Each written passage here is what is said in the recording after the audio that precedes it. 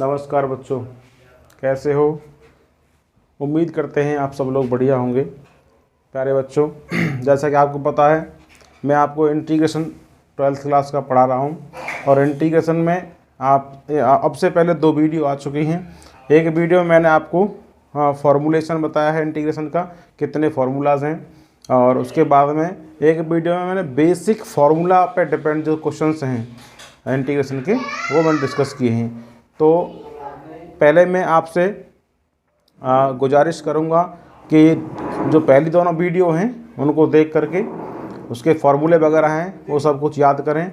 फार्मूले याद करने के बाद जो बेसिक इंटीग्रेशन के क्वेश्चंस हैं उन्हें आप दूसरी वीडियो में देखें, पार्ट 2 में। वो देखने के बाद में और आज हम शुरू करने वाले हैं एक्सरसाइज 7.1। तो देखिए एक्सरसाइज 7.1 में क्या है, क्वेश्चन नंबर 1 to 5 निरीक्षण विधि से हमें समाकलन ज्ञात करना है। ठीक है, निरीक्षण विधि बताना चाहूँगा क्या होती है। निरीक्षण विधि में क्या करना होता है, जैसे हमें पता है कि इस फंक्शन का डिफरेंशिएशन f डैश x है। किसी फंक्शन का अवकलन हमें पता हो तो उस वाले फंक्शन का हमें समाकलन डायरेक्टली निकाल सकते हैं। कैसे? जैसे d/dx f(x) equal to f dash x है, तो f डैश x का जो समाकलन होगा वो fx होगा। तो हमें प्यारे बच्चों ये देखना होगा किसी भी क्वेश्चन में निरीक्षण विधि लगाने के लिए कि जिसका भी हमें समाकलन करना है वो किस फंक्शन का अवकलन है। जैसे हमें f डैश x का समाकलन करना है तो हमें देखना होगा कि f डैश x किस फंक्शन का डिफरेंशिएशन होता है। तो जैसे ही हमें मालूम पड़ेगा कि f डैश x जिस फंक्शन का डिफरेंशिएशन होता है वो फंक्शन ही इस फंक्शन का इंटीग्रेशन होगा। ठीक है, तो देखिए पहला क्वेश्चन क्या है, इंटीग्रेशन sin 2x। तो अब हमें ये तलाश करना होगा कि ये sin 2x किस फंक्शन का अवकलन होता है। तो sin 2x किस फंक्शन का अवकलन होता है ये तलाश करना होगा। तो जिस भी फंक्शन का ये अवकलन होगा वही फंक्शन इसका समाकलन हो जाएगा। तो इसको पता करने के लिए देखिए जब ये sin 2x है तो sin 2x जाहिर सी बात है यहाँ पे cos 2x होगी। ठीक है ना, तो लिखेंगे हम इसमें, यहाँ पे ही पता करना है हमको। we know that d/dx cos 2x कितना होता है इसका अवकलन, cos 2x का होता है माइनस sin 2x और 2x का होता है 2 बाई चेन रूल। लेकिन हमें चाहिए किसका, हमें चाहिए sin 2x किसका है। तो sin 2x यहीं पर रखो और इस वाले -2 को इधर ले जाओ। d/dx माइनस cos 2x के अपॉन लेंगे इस 2 को हम।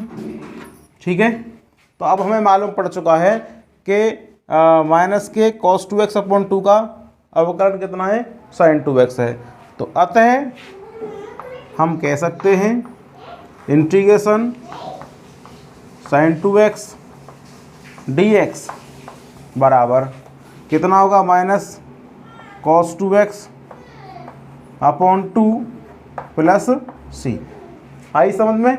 हमें मालूम पड़ चुका है कि इस वाले फंक्शन का ये अवकलन होता है तो इस वाले फंक्शन का समाकलन ये फंक्शन हो जाएगा। ठीक है, उम्मीद करते हैं आपको ये बात समझ में आई होगी। एक और क्वेश्चन देखते हैं। हमें देखना है cos 3x का समाकलन कितना होगा। तो पहले हमें क्या पता करना पड़ेगा कि ये cos 3x जो है किस फंक्शन का अवकलन होता है। cos 3x किस फंक्शन का अवकलन होता है।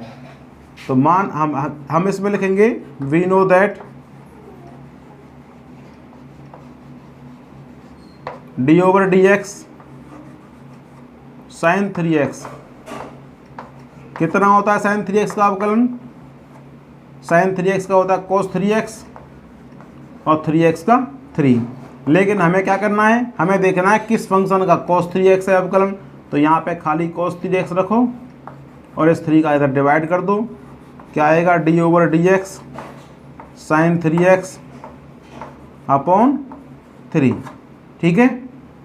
अतः हम कह सकते हैं कि जो इंटीग्रेशन cos 3x होगा dx कितना हो जाएगा, sign 3x upon 3 plus c, ठीक है। ऐसे ही आगे देखिए, चलिए एक और क्वेश्चन देखते हैं आगे। क्वेश्चन नंबर 3 है इंटीग्रेशन e⁻2x dx का समाकलन कितना होगा। यहाँ भी हमें वही काम करना होगा, देखना होगा d/dx किस फंक्शन का अवकलन e⁻2x होता है। तो प्यारे बच्चों हम लिखेंगे वी नो दैट e⁻2x का अवकलन e⁻2x होता है, तो d/dx e⁻2x का अवकलन e⁻2x, लेकिन 2x का चैन रूल से 2, ठीक है। हमें यहाँ पर 2 नहीं चाहिए, तो इसे e⁻2x रहने दो और e⁻2x में 2 की डिवाइड कर दो, इसका डेरिवेटिव होगा ये, ठीक है। तो हम कह सकते हैं अतः इंटीग्रेशन e⁻2x dx, जब लेफ्ट हैंड इसका ये अवकलन है तो इसका समाकलन ये हो जाएगा e⁻2x अपॉन 2 प्लस c। इसे देखिए नेक्स्ट क्वेश्चन, देखिए ax प्लस b की पावर 2 है, ax प्लस b की पावर 2। अब ये 2 पावर कैसे आई, हम अवकलन जब करते हैं हमें यही देखना होगा यहाँ पर d/dx किस फंक्शन का अवकलन ax प्लस b की पावर 2 आएगा। अब इतना हम जानते हैं, किसी फंक्शन का अवकलन करते हैं घात वाले का तो घात घटती है ना। जब घात घटती है तो यहाँ पर 2 घात आई हुई है अवकलन में। अब ये 2 घात कैसे आएगी, तो यहाँ पर 3 घात कम से कम होगी। तो हम लिखेंगे we know that d/dx ax plus b की पावर 3 कितना हो जाएगा भाई, 3 पावर आएगी ऊपर से उतर के नीचे 3, और ax प्लस b की पावर कितना आ जाएंगे 2, और अंदर का इस फंक्शन का अवकलन करेंगे तो ax का a तो 3a हो गए और b का 0, ठीक है। अच्छा, लेकिन हमें क्या चाहिए, हमें चाहिए ax प्लस b का होल स्क्वायर। तो यहाँ पर रखिए केवल आप ax प्लस b का होल स्क्वायर, और ये 3a को इधर ले आओ अपॉन में, इससे d/dx 1/3a और ax प्लस b की पावर 3 कह सकते हैं, ठीक है। अच्छा, अब हमें ये मालूम पड़ चुका है कि इस वाले फंक्शन का डेरिवेटिव ये है, तो इसका इंटीग्रेशन ये फंक्शन हो जाएगा। अतः हम कह सकते हैं इंटीग्रेशन ax प्लस b की power 2 dx equal to 1/3a ax plus b की पावर 3 प्लस c, यही इसका आंसर है। आगे क्वेश्चन नंबर 5 स्वयं करके देखें। अब आगे क्वेश्चन नंबर 6 मैं बताता हूँ। देखिए क्वेश्चन नंबर 6 क्या है। क्वेश्चन नंबर 6 में हमें दिया है इंटीग्रेशन 4 e⁻3x प्लस 1 dx। क्या कह सकते हैं इसको, 4 integration e⁻3x dx plus integration 1 dx। 4 e⁻3x का इंटीग्रेशन e⁻3x होगा और 3x का 3 जाएगा डिवाइड में, क्यों जाएगा आगे इसको बताऊंगा मैं आपको। प्लस 1 का होगा इंटीग्रेशन x प्लस c, यही इसका आंसर है। देखिए मैं आपको बताता हूँ ये 3x का ये 3 कैसे आया डिवाइड में। अगेन ये ऐसा होता है प्रतिस्थापन विधि से, प्रतिस्थापन विधि से कर लो या निरीक्षण विधि से कर लो, ठीक है ना।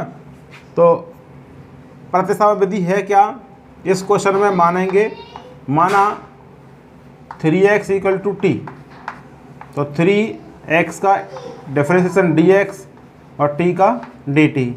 तो यहाँ से dx इक्वल टू कितना आ जाएगा 1/3 dt।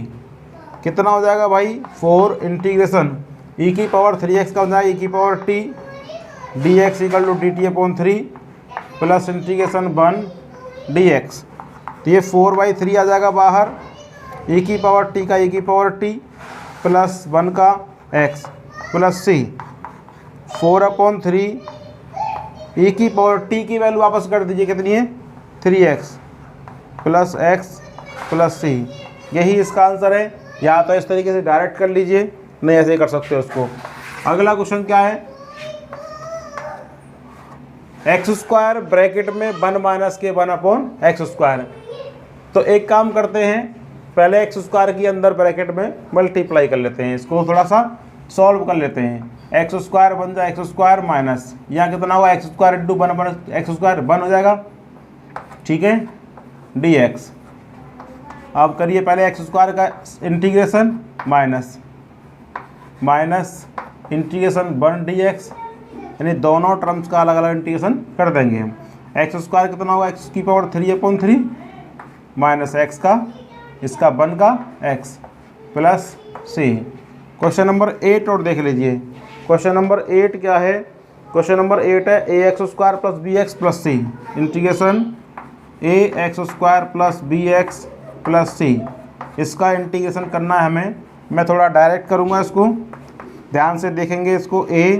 x² कितना होता है x की पावर 3/3, जो मैंने आपको बताया था फर्स्ट फार्मूला x की पावर n वाला, उससे मैंने किया है ये, प्लस b x का x²/2 प्लस c का cx प्लस जो कांस्टेंट आएगा, यहाँ c आ चुका है तो मैं इसमें कांस्टेंट d मान लेता हूँ। यही इसका आंसर है, ठीक है। तो ध्यान से एक बार फिर आपको आग्रह करूँगा, पहले फार्मूलों को याद करें, उसके बाद में ये इंटीग्रेशन आपकी समझ में अच्छे तरीके से आएगा, ठीक है। तो देखिए